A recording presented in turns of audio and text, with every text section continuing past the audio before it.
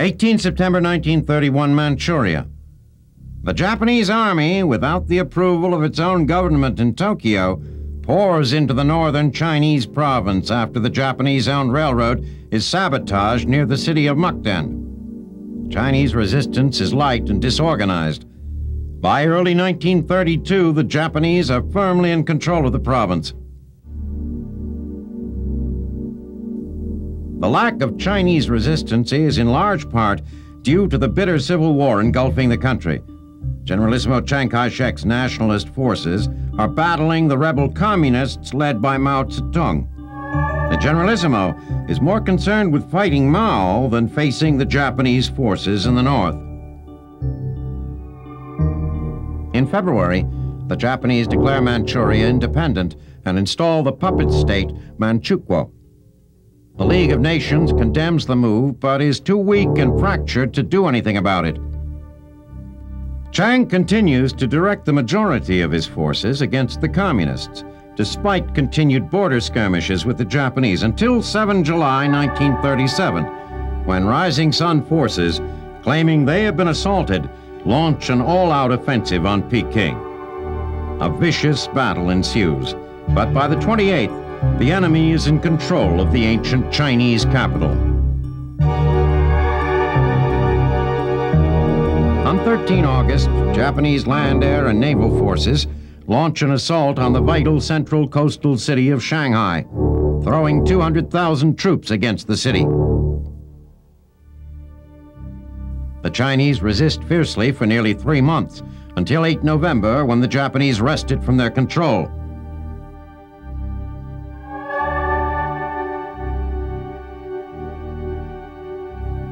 Advancing inland, the Rising Sun forces quickly conquer nearby Suzhou and Hangzhou to the south. They drive up the Yangtze River toward the provincial capital, Nanking. As the enemy draws near, Chiang moves the capital east to Chongqing. The Japanese air forces viciously bomb the civilian sectors of Nanking.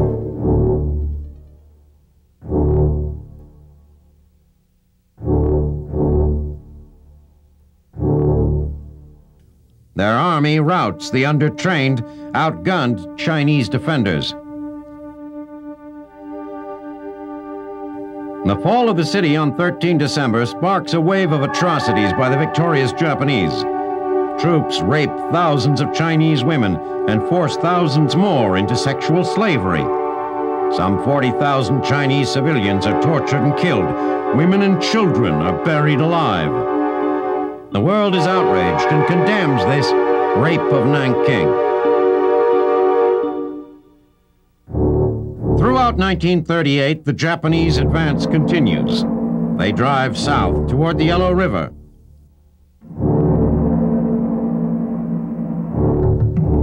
In central China, they drive inland, up the Yangtze as far as Hankow, which they occupy on 25 October. Although their forces are advancing with relative ease, they seldom win a decisive victory.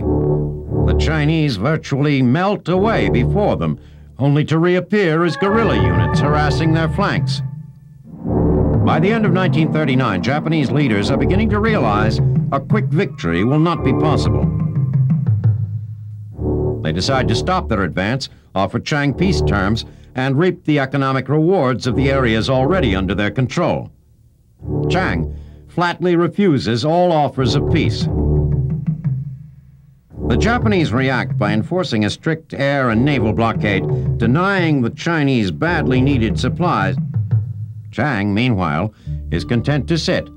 He is carefully watching the outside world and believes the Japanese aggression and the events in Europe will soon catapult the world into war. With that war, Chiang believes, will come the allies he so desperately needs, and a chance to truly combat the Japanese occupiers.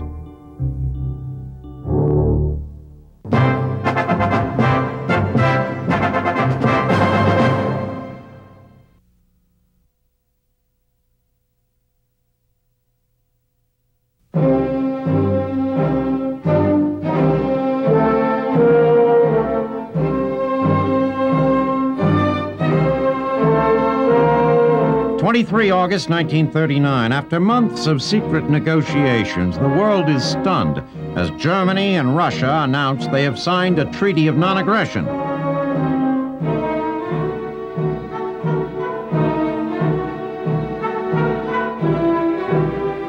The former arch-enemies agree not to attack one another or to support any third party that might attack the other. Although the animosity and distrust between the two still remain, Hitler and Stalin both see real advantages for themselves in the unlikely pact. For Hitler, it is the key to Poland. Having pushed Britain and France to their limit in Czechoslovakia, Hitler fears that an invasion of Poland will bring both of them into the war in Poland's defense. This agreement, he is sure, assures him of the domination of Europe by avoiding Germany's fate in World War I of a two-front war. If he has to get in bed with the communists to do so, it is a small price to pay. Ensuring Russia's neutrality in such a war would mean he could concentrate all of his newly acquired military might on Western Europe. With Britain and France under his boot, it would be easy to turn his forces loose on the Bolsheviks. Stalin, left out of the negotiations over the fate of Austria and Czechoslovakia, believes that the West is conspiring against him. The Russian dictator sees the pact with Hitler as assurance he will not have to face a united Britain, France, and Germany. Though he does not trust Hitler and believes he will have to confront him eventually, he hopes this pact will buy him the time he needs to build up his armies.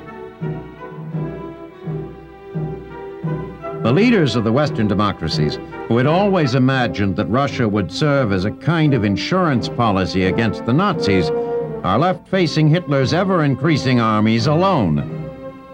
They know they risk total defeat by declaring war in the defense of Poland, but their naivete about the wisdom of appeasing Hitler has faded.